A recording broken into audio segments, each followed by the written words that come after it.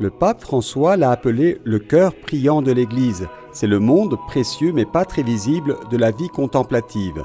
Récemment, il a reçu une attention particulière de la part de l'Église. Tout d'abord avec la constitution apostolique Vultum Dei Curere, puis par le décret Cor Orans qui l'applique et contient des règles spécifiques sur la vie et l'organisation des monastères. Le 8 mai, à Jérusalem, à la custodie de Terre Sainte, Monseigneur José Rodriguez Carballo, franciscain, secrétaire de la Congrégation pour les instituts de vie consacrée et les sociétés de vie apostolique, est venu expliquer ces nouveautés aux sœurs contemplatives de toute la Terre Sainte.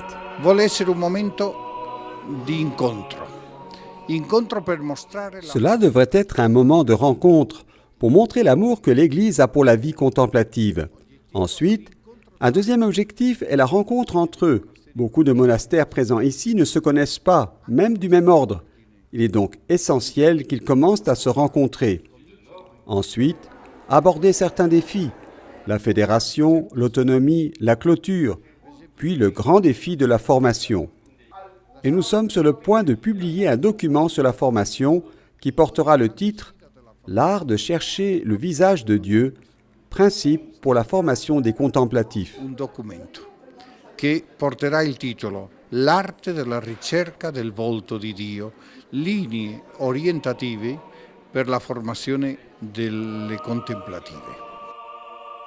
14 monastères sont présents dans toute la Terre Sainte, dont 9 en Judée et 5 en Galilée, et principalement de rite latin, au sein desquels 174 moniales de 6 ordres différents ont choisi de placer au centre de leur vie la prière, la fraternité et l'hospitalité. La vita contemplativa, diciamo che è nata in questa terra. La vie contemplative est née sur cette terre. Le monachisme a toujours été très vivant.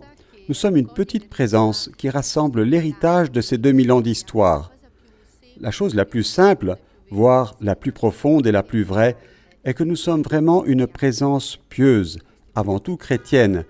Nous témoignons vraiment d'une présence qui recueille le cri de paix, de liberté et d'unité qui émane de ces peuples et aussi de ces religions. La prière est notre première vocation et elle rejoint la vocation de prier pour nos frères juifs et musulmans. À partir de là, qu'une prière se lève, disons, l'une à côté de l'autre, est importante. Et puis, il y a des liens quotidiens d'amitié avec des frères juifs et musulmans, ainsi qu'avec des gens qui ont leur propre recherche de Dieu. Nous sommes ici pour dire que Jésus-Christ est toujours en vie. Con fratelli ebrei e fratelli musulmani e anche persone che hanno la loro ricerca di Dio. La clausura la soledad y el silencio son elementos esenciales. La clôture, la solitude et le silence sont des éléments essentiels de notre vie contemplative, sans lesquels non seulement nous ne pouvons pas prier, ce qui est notre ministère, mais être nous-mêmes, louer continuellement le Seigneur pour tous, dans un pays fragmenté qui crie dans toutes ses réalités son besoin de paix et de vivre en communion et fraternité. Nous nous sentons en prière parmi les personnes qui prient. Nosotros nos sentimos como orantes entre orantes. Dappertutto è importantissima la presenza. La présence de la vie contemplative est très importante partout, mais encore plus ici. En plus d'être des instruments de dialogue, soutenez vraiment les membres faibles de l'Église, ici en Terre Sainte, aussi bien les chrétiens que les non-chrétiens.